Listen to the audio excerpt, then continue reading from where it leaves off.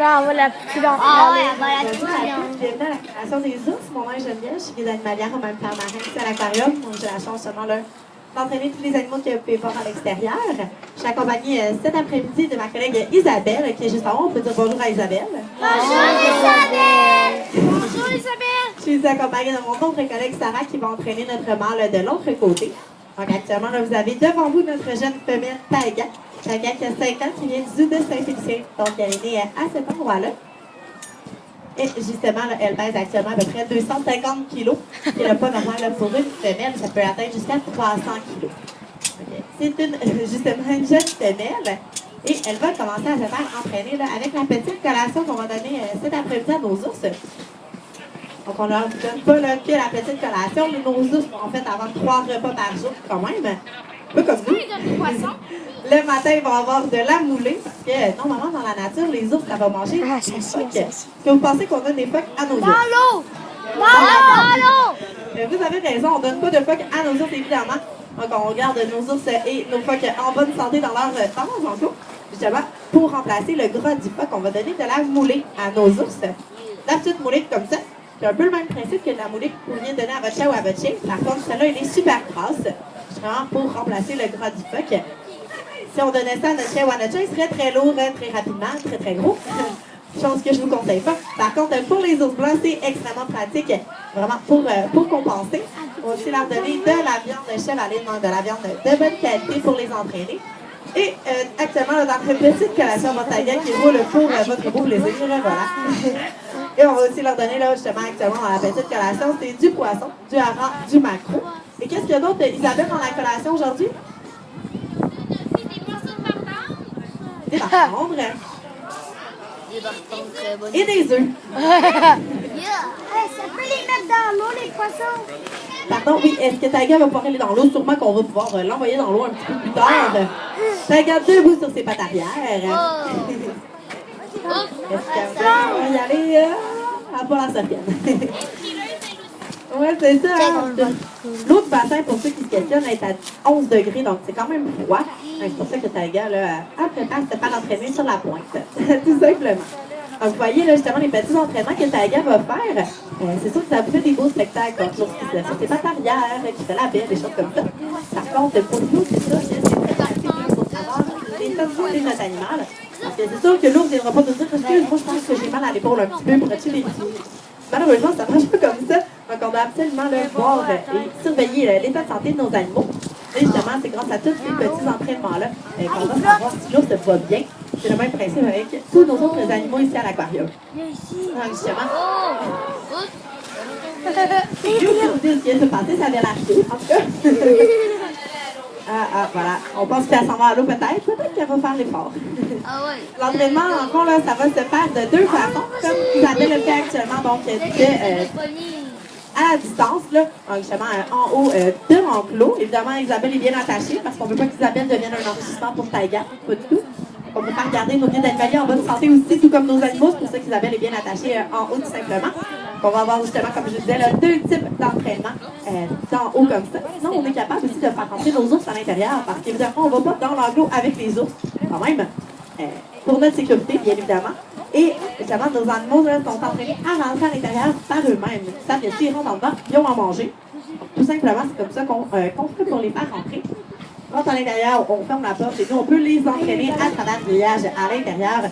Nos ours sont quand même entraînés voilà, à faire, à se lever sur la patte arrière, à faire la belle, à ouvrir la gueule, à montrer les pattes dans le grillage, à se coller pour savoir des petites piqûres, des injections, des choses comme ça. Toutes des choses qui nous permettent de vérifier l'état de santé de notre animal. Parce que si justement ta gosse se couche, qu'elle ne veut pas rouler, c'est peut-être parce qu'elle a mal quelque part, ou elle ne veut pas se lever sur ses pattes arrière, peut-être qu'elle a mal à une patte, des choses comme ça. Justement, c'est comme ça qu'on va savoir l'état de santé de Taiga. Tantôt, il y a eu beaucoup de réactions à base tendre et œufs. Dans la collation, en fait, les ours, les animaux qui dans la nature vont surtout manger du phoque. Les animaux qui sont carnivores. Par contre, l'été, il n'y a plus de banquise. L'ours va chasser le phoque sur la banquise. À ce moment-là, vu qu'il n'y a plus de glace sur l'eau, l'ours va descendre sur la terre ferme. Et à ce moment-là, il n'y a pas de phoque à chasser parce que l'ours, ça nage pas très rapidement. Ça nage très bien, mais ça nage pas très rapidement. C'est pour ça qu'ils vont attendre le phoque patiemment sur la banquise. Et l'été, l'ours va pas avoir de phoque à chasser. À ce moment-là, il va rien manger. Si c'est bien alimenté là, dans l'hiver, qui va pas du tout manger dans son épi, par contre. Ouais, il a fait un petit peu. Et ils vont aller manger à peu près n'importe quoi. Ils peuvent manger des petits mammifères, justement, des œufs, de la végétation, des algues, même des petits fruits. Alors, ça devient des animaux qui sont omnivores, comme nous. Ils peuvent manger à peu près n'importe quoi. Je sais. Et c'est pour ça que nous, on est capable de faire varier autant la collation. Aujourd'hui, c'est des bartendres et des œufs. Par contre, ça peut être des arachides, des fruits séchés, ça peut être du popcorn, des pâtes, ça peut être des beurres de peanut, de la glace. Donc, on a Parce vraiment qu'il sait que la taille de poisson. possibilités là, de type de nourriture qu'on peut Appuyez la taille de donner à poisson. nos ours. Je vous ai nommé certaines petites choses qu'on leur donne, évidemment des choses que vous avez peut-être dans votre lunch. Par contre, je vous conseille, je vous demande tout simplement de les garder dans votre lunch pour vous et de ne pas le donner à nos ours. On vérifie bien l'état de santé de nos animaux et on ne veut pas qu'ils mangent trop non plus. C'est pour ça que je vous demande de bien garder vos bartendres pour vous, tout simplement. Alors, je ne sais pas ce que Taiga est en train de faire. Hein. Isabelle nourrit Taiga sur la petite roche. Justement, petit entraînement. On a justement de l'autre côté, pendant que j'y pense, Sarah qui est en train d'entraîner notre mâle Yelly, qui est un nouvel individu qu'on vient d'avoir ici à l'aquarium. C'est un mâle de 9 ans. Il est né aux Pays-Bas et il nous vient en fait du zoo de Saint-Félicien. Si vous voulez aller l'observer là, de l'autre côté plus tard. Actuellement, ils ne sont pas ensemble, pas parce qu'on ne les mettra jamais ensemble. Justement, c'est un nouvel individu, on veut prendre notre temps pour les mettre ensemble, puisque c'est deux nouveaux animaux qui se rencontrent. On prend notre temps pour éviter justement là, des petits accrochages entre nos animaux, tout simplement.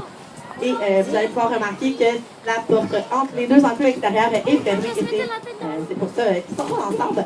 Ensuite, là, tout simplement, on va pouvoir ouvrir la grille et les mettre ensemble là, dans les prochaines semaines. On va bien Taiga. Et voilà, un petit. Taiga qui se fait entraîner. Mâle femelle, hein, on se représente souvent. Par contre, poser la question, est-ce qu'on va avoir des oursons? Oh! Elle ne va même pas aller au complet. Des fois, elle rame pour attirer son poisson avec des courants d'eau. Quand même. Justement, on a un mâle et une femelle. Est-ce qu'on va avoir des oursons un jour? Peut-être. Parce que Taiga, à 5 ans, elle vient d'être mature sexuellement. Donc, elle pourrait avoir des oursons à partir de la période de reproduction de cette année. Sûr que notre mâle et notre femelle ne sont pas ensemble pour l'instant, mais on prévoit là, les mettre ensemble comme je vous disais. Et Taiga. Oh! Taiga qui est dans l'eau. Voilà. Justement, si on a des oursons un jour, c'est sûr qu'on aimerait beaucoup ça. Tantôt, je vais le voir, mais que j'aimerais. Taiga est gestante. Parce que dans la nature, les mâles vont attaquer les bébés. Là, c'est normal, là, je vois rien. C'est pour ça, justement, là, Là, je vois rien, mais c'est normal. bien isolé, là, notre comme vous voyez actuellement, ils sont avec les filles. Si Taiga est gestante un jour, c'est ce qu'on va faire encore. Là, on va isoler notre mâle de notre femelle. Merci, je l'ai pas. J'espère qu'il n'y a pas des poussins dans l'air. On a vu le Taiga qui nage, justement, les ours. Ça nage très bien, comme je disais, mais ça nage pas super rapidement. On le remarque bien, là, Taiga, elle flotte super bien. En fait, là, la flottabilité, c'est surtout grâce au gras, parce que les ours, c'est hyper gras. Donc, elle va flotter bien grâce à ça. Et aussi, tous ces petits poils, c'est des petites pailles. Donc, c'est vide à l'intérieur.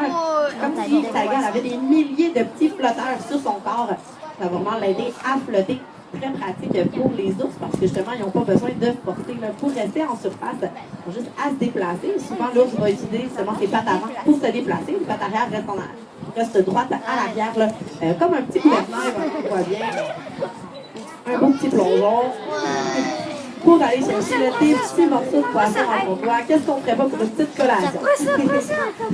Donc, tantôt, je parlais là, des oursons. Justement, les femelles vont avoir entre 1 et 4 oursons. Tout simplement, en moyenne, c'est